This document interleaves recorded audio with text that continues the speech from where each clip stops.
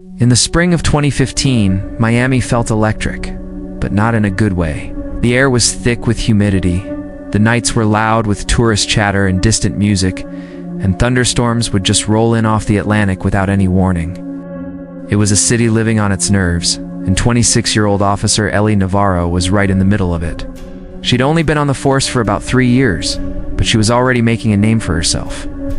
People in the department said she had eyes that saw everything, a voice that could calm anyone down, and this uncanny ability to spot details that everyone else just walked right past. On the night of April 18th, Ellie was working the late shift in Little Havana. It was a Saturday, so the streets were alive, full of energy and noise. The records show she officially signed out at exactly 11:47 p.m. She told her partner she was tired and was just going to drive straight home. Her partner watched her walk toward the department parking lot, disappearing under the flickering, buzzing glow of an old street lamp. A few minutes later, traffic cameras picked up her silver sedan pulling out of the lot, made a right turn, heading east toward the famous Calle Ocho, before its headlights just melted into the hazy orange glow of the Miami night. And that was it. That was the last time anyone ever saw Officer Ellie Navarro. The next morning, her sergeant wasn't too worried when she didn't clock in for her shift. He figured she probably just overslept. It happens. But when noon came and went, and there was still no call, no text, no sign of her, a knot of dread started to form in everyone's stomach.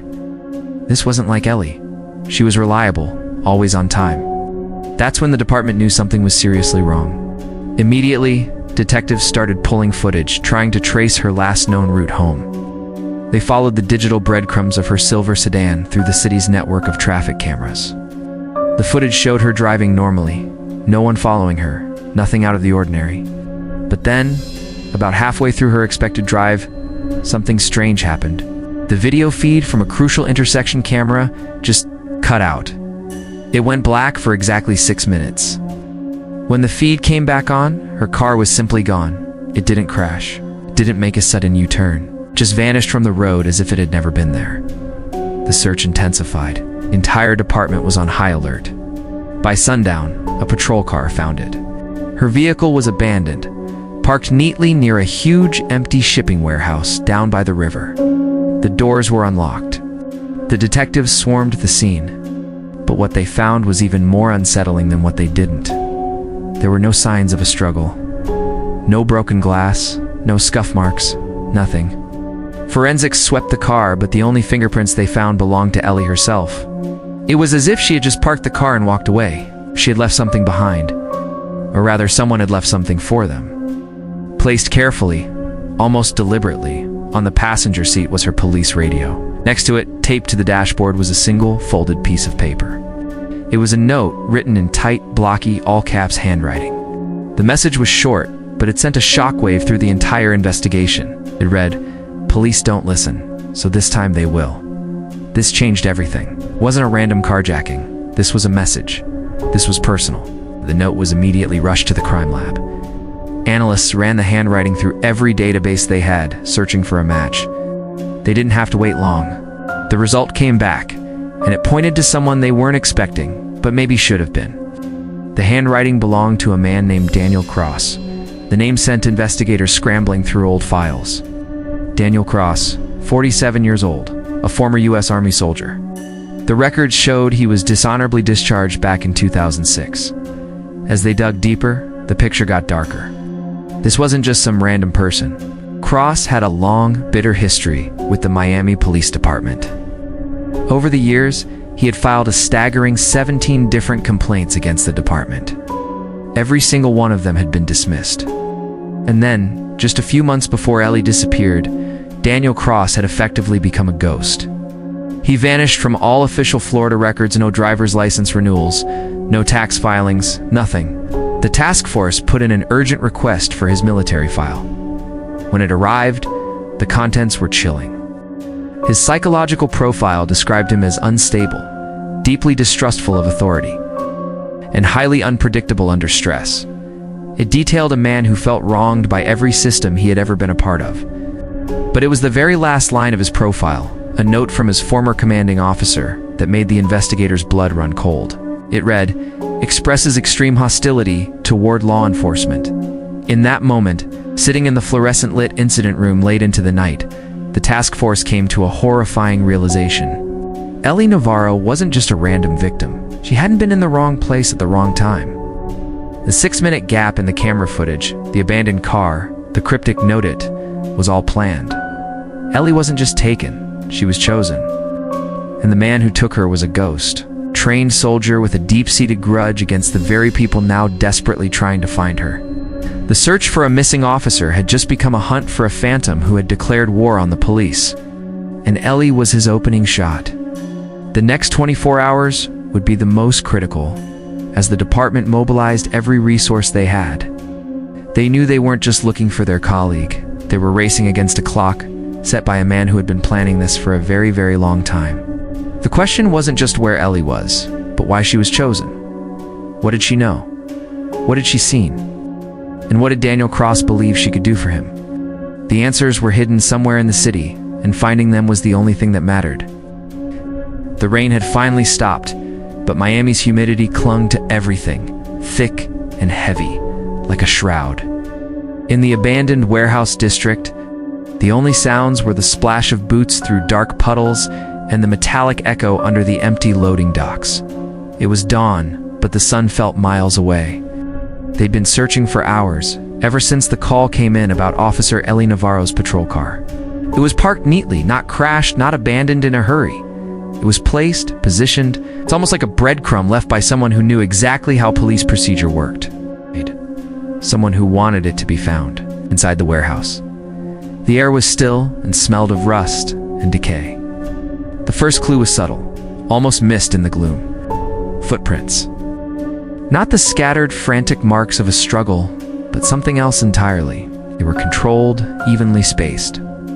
Forensics confirmed it a few hours later. The stride length, the pressure pattern, these were military footsteps. The boots themselves were a ghost from the past, a Vietnam Mira pattern, kind no civilian wears, or the kind a soldier wears. The beam of a flashlight cut through the darkness, gliding over rusted crates and graffiti-covered beams until it landed on a small metal cabinet pushed against the far wall. It looked out of place, intentionally set aside. Inside, there was a notebook. The paper was warped and water-damaged, its edges curled like dried leaves. But the pages were filled with a furious, scrawled handwriting. The notebook belonged to a man named Daniel Cross. Most of it was a bitter tirade against the police. He accused them of ignoring his calls, of ruining his life. He wrote that they never listen until something forces them to. It was the coherent rage of a man who felt wronged by the system. But the last page was different. The anger was gone. The script was slow, deliberate, written with a chilling calmness that made the hairs on everyone's arms stand up. It read, "I watch their roots. I learn their patterns. But they don't see what I see. One of them will understand my message. One will hear me." And below that message, a name was written. Ellie Navarro, underlined. 3 times. Detective Ruiz, a veteran of 20 years on the force, felt a cold knot tighten in his stomach. He whispered it, more to himself than to anyone else. He wasn't hunting random officers. He picked her. But why? What made Ellie the target? What was the message he wanted her to understand? As they moved deeper into the cavernous space, Ruiz's light caught something on the cement floor. It was almost invisible under a layer of dust and grime. Chalk mark. A small, simple arrow pointing toward a side exit. It wasn't Cross's. The style was different. The placement too precise, too desperate. It was Ellie's, a survival mark. A silent scream from a trained officer taught to leave signs if captured and unable to speak. Something subtle enough to escape a captor's notice, but clear as day to a fellow cop. A sign that said, "I was here. I'm still fighting." The team followed the arrow, led them to a narrow, rusted side door, half hanging from its hinges. Outside, a service alley stretched between 2 derelict buildings. The ground was soft mud, and it told a story. 2 sets of footprints, Cross's heavy, military-style boots, and Ellie's smaller, staggered steps. She was on her feet, walking. But then, halfway down the alley, the story changed. Ellie's tracks vanished. They didn't fade. They weren't washed away. They just stopped. as if she'd been lifted from the earth, carried. The remaining trail now, just one set of deep boot prints, led to a chain-link fence. The fence was bent inward, warped from a significant force pushing through it. Caught on a twisted piece of wire was a scrap of fabric, dark blue, part of a police uniform shirt. It was Ellie's. Ruiz carefully collected it, the small piece of cloth feeling impossibly heavy in his gloved hand. He knew what this meant. Cross had her, and he was moving fast. By noon, the investigation was in full swing, and a report landed on Ruiz's desk. It was from a retired Army psychiatrist who had evaluated a private Daniel Cross back in 2006. The evaluation was clinical, but the words painted a disturbing picture. Cross, the report read, believed authority systems were fundamentally corrupt. He held a conviction that the only way to make a point the system could unignore was to remove a key piece from that system. Not to destroy it, but to remove it. To show that it was vulnerable. Ruiz looked at the small piece of Ellie's uniform in his hand. The psychiatrist's words echoed in his mind. He didn't take her to hurt her, he said quietly, the realization settling over him like a cold wave. He took her to send a message. Somewhere out there, under the blazing Miami sun, that message was unfolding. A plan was in motion, orchestrated by a man trained in strategy, a man who built combat scenarios, a man who didn't make mistakes. The search for Ellie Navarro wasn't just a rescue mission anymore. It was a race against a man who was fighting a war of his own, and Officer Navarro was his unwilling soldier. The clock was ticking, and every second brought them closer to a message they were desperate not to receive. The command center inside Miami PD was silent, a stark contrast to the roar of the city outside. Beyond the windows, traffic hummed, the ocean wind whispered, and distant sirens wailed. But in here, there was only a tense, focused quiet. Detectives huddled over massive maps spread across a long table. Every street, every alley, every forgotten warehouse was marked in red, a spiderweb of potential leads. In the center of it all, Detective Ruiz stared down at a file, its pages worn from being read and reread. The name on the tab was Daniel Cross. Ruiz's eyes scanned the text for the 10th, maybe 20th time, searching for a thread. A single detail that everyone else had missed. And then it clicked. Line buried in Cross's military record, asymmetric search operations. It wasn't just a specialty, it was an art form. The art of tracking, hiding, and misdirection. The art of making people disappear without a trace, without a single piece of evidence left behind. Cross wasn't just a soldier, he was a ghost maker, trained to remove someone from a scene without using force, without leaving a whisper of his presence. Just as this realization settled in, a call came through from a drone unit patrolling the city. They'd spotted something reflective glinting in the sun on the old rusted pedestrian bridge over the Miami River. Officers were dispatched immediately. When they arrived, they found it. A single word scratched crudely into the metal railing. Listen.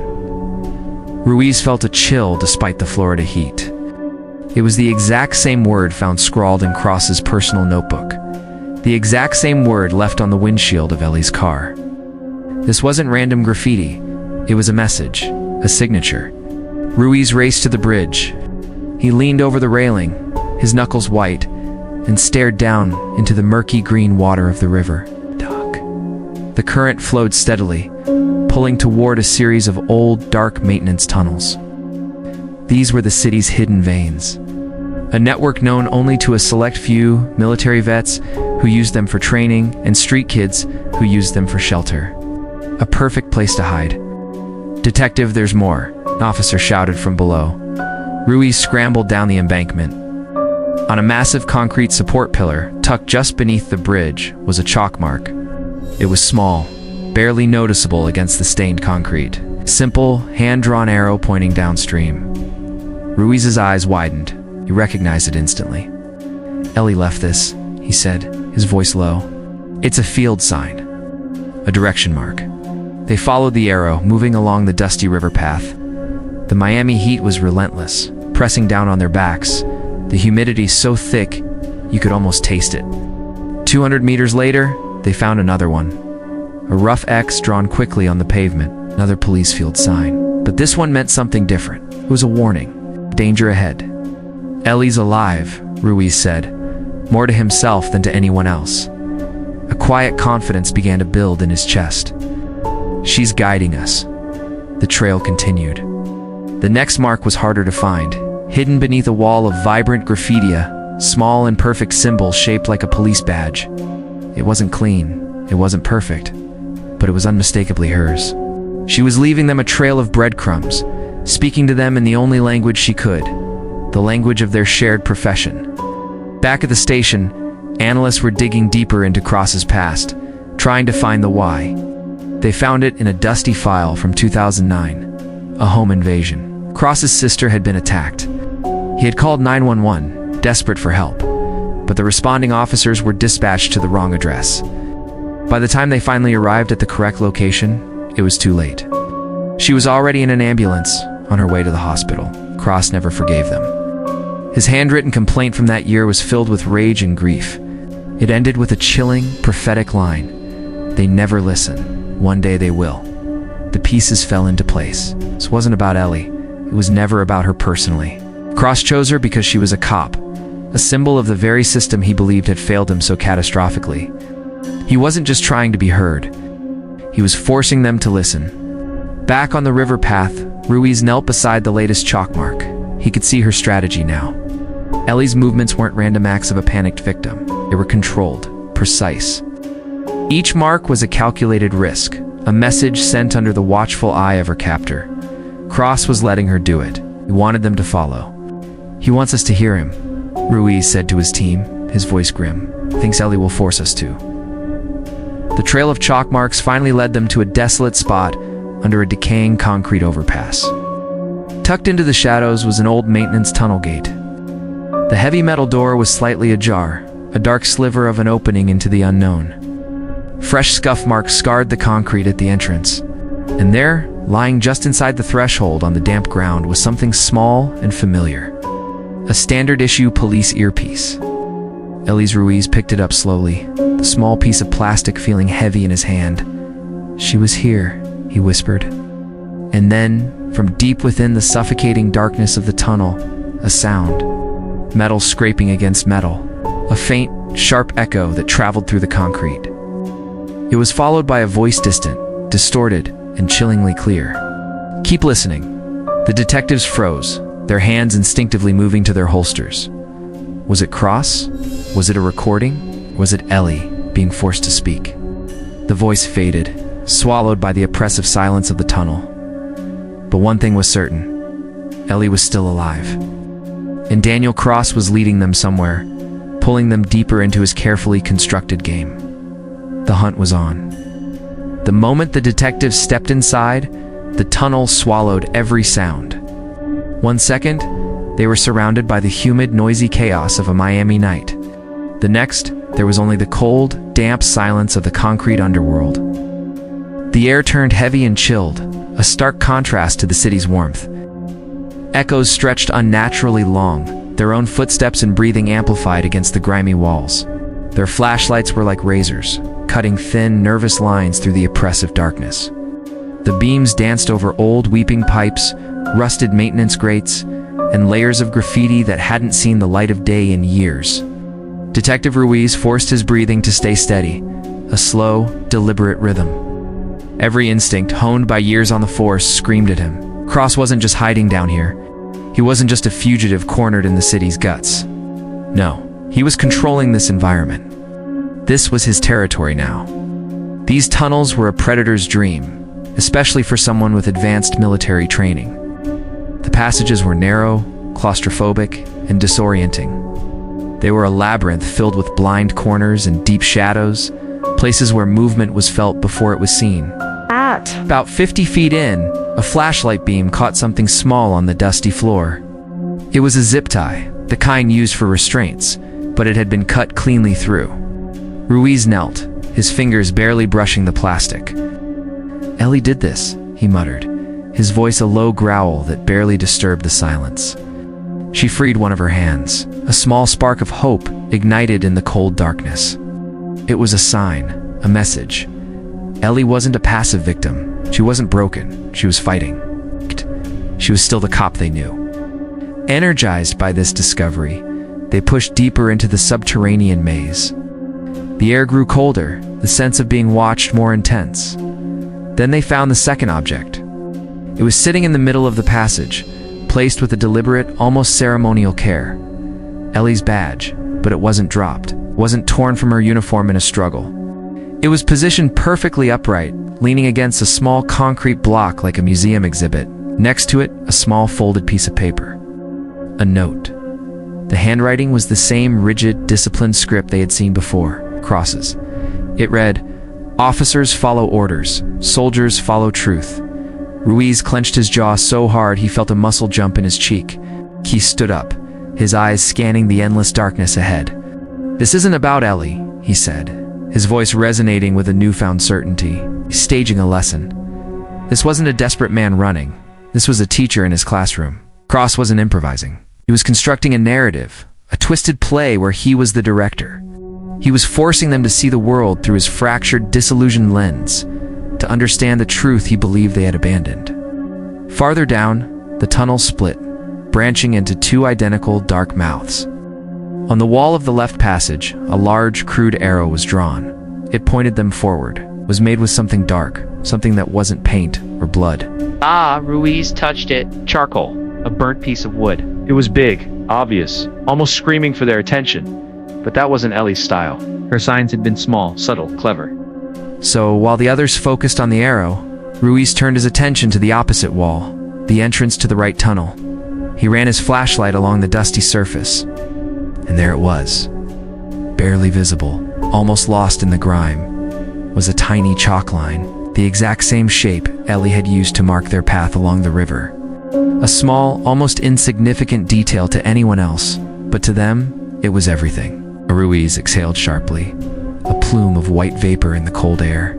"Cross marked the left," he whispered, his voice urgent. "Ellie marked the right. She's telling us he's trying to mislead us. It's a trap." There was no debate. They trusted Ellie. The team filed into the right-hand tunnel. The passage immediately began to slope downward. The air grew even colder, the low, ambient hum of the city's utilities vibrating up through the soles of their boots. Then another sound joined the hum, a slow rhythmic tapping, metal hitting metal, tap, tap, tap. It was faint but distinct, cutting through the silence with a chilling regularity.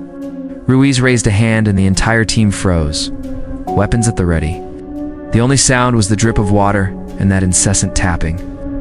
"Ellie," he called out, his voice barely a whisper, afraid of what might answer. There was no reply, just the tap, tap, tap. They followed the sound, moving with practiced stealth, their hearts pounding in their chests. It led them to a small, brightly lit maintenance chamber, a stark island of light in the sea of darkness. The chamber was empty. A single fluorescent bulb flickered erratically overhead, casting dancing shadows. The tapping was coming from a loose pipe that had been struck repeatedly. On the floor lay Ellie's baton, and next to it, drawn in chalk, was another symbol. 2 dots and an arrow. Gives it was a code from their academy days, a signal used in active shooter drills. It meant one thing: someone is behind me. The blood drained from Ruiz's face. Cross wasn't ahead of them. He wasn't luring them into a trap. He was with them. He was close, very close. Before anyone could react, before a single word could be spoken, a noise crackled through the empty tunnel. A voice. It came from old, rusted speakers mounted on the ceiling, distorted and metallic, but unmistakably his. Cross's voice. It was calm, measured, almost gentle. He kept searching. The voice echoed, filling the confined space. "That means you're finally listening." The lights in the chamber flickered violently, then held. "She's fine," Cross continued. "But you'll only find her when you learn what I learned." Ruiz snapped, his professionalism cracking under the strain. He shouted toward the ceiling, his voice raw with anger and fear. "Where is Ellie?" For a moment, there was only the hum of the speakers and the dripping of water. Then, a final message, the volume dropping to a conspiratorial whisper that seemed to slither into their ears. "Follow the truth, not the badge." The speakers cut out with a sharp click, plunging them back into an even deeper silence. And then, from somewhere far down the tunnel, beyond the darkness, beyond the pipes, far past where their flashlight beams could possibly reach, a single scream echoed back to them. It wasn't a scream of terror. It wasn't the sound of someone in pain. It was a warning, a signal. It was Ellie's voice. The team didn't hesitate. They sprinted forward, plunging deeper into the blackness, racing toward the sound. Cross's plan, whatever it truly was, had just entered its final, terrifying phase. The team sprinted through the dark tunnel system, their flashlights dancing across the cold concrete walls as Ellie's distant scream finally faded into silence. Ruiz pushed forward, his heart pounding so hard he could barely hear the radios crackling behind him. That scream, it wasn't a trap. It wasn't fear. Ellie had screamed a signal not to panic. It was a coded alert, a location marker. Cross hadn't broken Hirsch. She was outsmarting him, step by painful step. They reached another fork in the tunnels, a suffocating maze of rusted pipes and dripping valves. The air was cooler here, thick with the smell of old metal and river water. Ruiz swept his light across the ground, his eyes searching, and there it was, a fresh streak of white chalk, nearly invisible along the edge of a corroded pipe. It was barely a line, but it was more than enough for someone who knew what to look for. Right next to it, a single footprint in the dust. Small Ellie's. "She's close," Ruiz whispered, the words catching in his throat. When they rounded the next corner, their flashlights landed on something that stopped them all cold. A military rucksack carefully placed on a concrete ledge, its zipper open. Inside were documents, maps, and a folded uniform patch. The patch belonged to Daniel Cross. Ruiz picked it up. On the back, Cross had scrawled a message in black marker. "This is where my orders ended, so this is where yours end too." But buried beneath the patch was something far more valuable, a torn map of the tunnel system. It was hand-drawn, heavily marked, with several paths crossed out in thick, angry strokes. Almost all of them led to dead ends, except one. A narrow side passage, marked with a red X, and the words, "She learns fast." Ruiz swallowed hard. Ellie had been leaving marks for them to follow, but Cross had been watching her leave them, and he was impressed. But why? As they followed the marked passage, the tunnel walls grew tighter, the ceiling lower, pressing in on them. The distant city noise disappeared completely. They were deep underground now. Suddenly, the beam of Ruiz's flashlight landed on something metallic, blocking the path ahead. It was a shipping container door, not new, but reinforced, wedged tightly between the concrete slabs. It shouldn't have been here. No one had transported anything this heavy down into these forgotten tunnels in years. On the front of the door, scratched deep into the metal, with what looked like a knife, was a single, chilling word: "Prove." "Prove what?" One of the officers muttered from behind him. Ruiz didn't answer. His light found something else on the floor near the container, a police radio. It was Ellie's second one, the one she always kept strapped to her vest. It was still on, but the battery was almost dead. Static crackled. Then a faint breath, then a voice hoarse, but filled with a steely determination. "If you can hear this, I'm okay. He's not what he thinks he is." The signal cut out. The radio died. In a surge of fury and frustration, Ruiz slammed his fist against the concrete wall. "She's right behind this door." But the container wasn't locked in any normal way. The hinges were welded directly into the wall itself. Cross had sealed it shut. Engineers arrived within minutes, their heavy gear clanking in the oppressive silence. They got to work, cutting through the thick metal, sending a shower of sparks flying into the dark. The sound echoed through the tunnels like thunder, a violent announcement of their arrival. When they finally tore the last section of metal open, the investigators stepped inside and froze. The space wasn't a cell, it wasn't a torture chamber, it wasn't even a hiding place. It was a room. Its walls were lined with case files. Ilami, police failures. Cold cases stretching back years, ignored complaints, mistakes, years and years of them. Cross had collected everything. He had documented every single oversight, every slow response time, every missed detail. He wasn't just angry, he had built a museum dedicated to their errors. And there, in the very center of the room, placed on a wooden crate, like a spotlighted exhibit, was Ellie's body cam. It was still recording. The small red light was still blinking. With shaking hands, Ruiz picked it up. On the small screen, footage began to play. It was Ellie, breathing heavily. her face close to the lens as she whispered directly into it. He wants you to see what he sees. He's making a point, thinks this is how you'll finally listen. Her voice cracked with emotion. But he's not finished yet. Off-screen, a door slammed shut. Cross's heavy boots stepped into the frame, and his voice, calm, steady, and terrifyingly clear, said, "Almost there." The clip ended. Ruiz looked up, his eyes scanning the room. He saw it then. There was another door inside the container, a narrow emergency hatch leading even deeper underground. Cross had taken Ellie further down, and the next step was terrifyingly clear. This wasn't the final room. It was the final warning. Thanks for watching. If you want to see what happens next, make sure to subscribe and turn on notifications so you do and miss the next part of the story.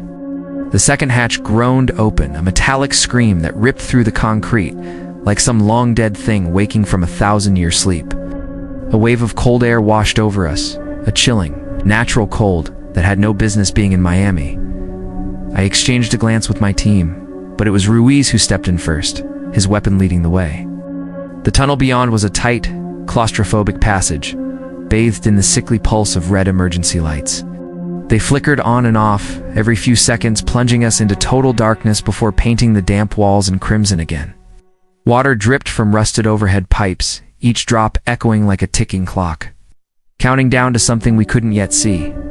We pushed deeper into the suffocating darkness, our boots sloshing through shallow puddles, where ahead a low, persistent hum grew steadily louder, the distinct thrum of a portable generator. As we rounded a bend, the tunnel opened up into a larger chamber, and we finally saw it. A makeshift command center carved right into an abandoned sublevel of the old Miami metro system. Giant concrete pillars supported the low ceiling, and between them were scattered metal tables. Every vertical surface was covered in maps, city grids, police patrol routes, detailed timetables of our own movements. It was a stalker's paradise, and it was clear our target, Daniel Cross, had been studying us for a very, very long time. And there, in the absolute center of this disturbing shrine, was Ellie. She was tied to a chair, but sat bolt upright, her posture defiant. Her eyes, even in the dim, pulsing light, were sharp and unbroken. When our flashlight swept across her face, she didn't flinch. She just turned her head, her gaze locking onto mine. "Detective," her voice was a hoarse whisper, but it carried a chilling control. "He's close. He's watching you right now." Ruiz didn't hesitate. He was at her side in a flash, his knife slicing through the thick ropes. "Are you hurt?" he asked, his voice tight with a mix of relief and fury. Ellie shook her head, rubbing her wrists. "No," she said, her eyes scanning the room. "He wasn't trying to hurt me, he wanted me to listen, to see all of this." She gestured weakly at the walls, which weren't just covered in maps, but also lined with hundreds of case files, each one meticulously organized. "He thinks the system failed him, thinks forcing us to finally look at the mess will somehow fix it." I swallowed the lump forming in my throat. The sheer obsession on display was overwhelming. This wasn't the work of a madman. It was the work of a man broken by a system he once believed in. "Where is he now, Ellie?" Ruiz demanded, his hand resting on his holstered weapon. A voice answered from the shadows, smooth and eerily calm. "Right here." Daniel Cross stepped into the dim red light, materializing from behind a concrete pillar like a ghost. He wasn't holding a weapon. His face wasn't contorted with anger. He just looked tired, utterly and completely exhausted. "Detective Ruiz," he said, his voice resonating in the enclosed space. "You finally followed the signs. I knew you would. You weren't meant to die. She wasn't meant to die. None of you were." Ruiz's gun was up in an instant, aimed squarely at Cross's chest. Hands where I can see them. Now Cross didn't even flinch. He remained perfectly still. "I didn't take Ellie to harm her," he explained, his tone patient, as if talking to a child. "I took her because she listens, because she pays attention. Unlike the rest of you, you all needed a wake-up call." He gestured Lanyana to the room, to the archives of failure he had so carefully curated. Years of complaints, ignored 911 calls, mistaken addresses, delayed response times. Your system is fundamentally broken, and nobody seems to care until one of your own disappears. Ellie, with a grimace of effort, managed to get to her feet. She looked at Cross, and in her eyes I saw a battle between pity and raw anger. "You didn't need to do this," she said, her voice shaking slightly. You could have just asked for help." A bitter, humorless smile touched Cross's lips. "I did," he said softly. "For 10 years, I did." He took a single, deliberate step forward, just enough for the flickering light to catch the details of his face. The deep lines of fatigue, the hollows under his eyes. And that's when I realized it. He wasn't trying to run. He wasn't preparing to fight. He had already accepted whatever came next. He was a man who had played his final card and was now simply waiting for the table to be cleared. "It ends here," Ruiz said, his voice a low growl. "For everyone." Cross nodded slowly, a profound sadness in his eyes. "That's the point." He began to raise his hands. It wasn't an aggressive move, not a gesture of surrender. It was something else, something almost ceremonial. And in that exact moment, from deeper within the chamber, the generator sputtered and died. The lights flickered violently, and the entire tunnel system shook with a heavy metallic boom as the old grid powered down. The red emergency lights went dark. For one long, terrifying second, there was nothing but absolute silence and suffocating blackness. Then, our flashlights snapped on, beams cutting through the dark, and Cross was gone. He hadn't run far. He hadn't escaped. He had simply stepped back into the forest of concrete pillars, disappearing into his home terrain like a seasoned soldier melting into the jungle. Officers rushed after him, their shouts and footsteps echoing in a confusing cacophony.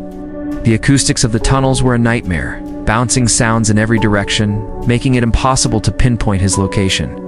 By the time we reached the final corridor, a dead end, we found what we were looking for. A service ladder, its hatch thrown open, leading to the surface. At the top, we could see the faint orange glow of the Miami night sky. A cool breeze, smelling of salt and city life, drifted down into the musty tunnel. Cross had vanished into the night. I found Ellie sitting on the cold, damp floor of the tunnel, breathing hard. Her hands were shaking, but only slightly. I crouched beside her, placing a hand on her shoulder. "You're safe now," I said, the words feeling hollow and inadequate. She nodded, not looking at me. Her gaze was fixed on the walls, on the endless rows of case files. "He wanted you to see the truth," she whispered, her voice filled with a strange mix of awe and dread. "Now you have to decide what to do with it." I let out a long, slow breath. We both stared up at the empty ladder, at the square of night sky. Cross's final act wasn't about violence. It wasn't about revenge. It was something far more insidious.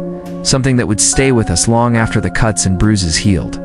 It was a reminder, a permanent scar, lesson taught in the most brutal way imaginable. And though Ellie was safe, the man who took her was still out there. Somewhere in Miami, a ghost walking among the city lights, quietly watching the very people he believed had failed him.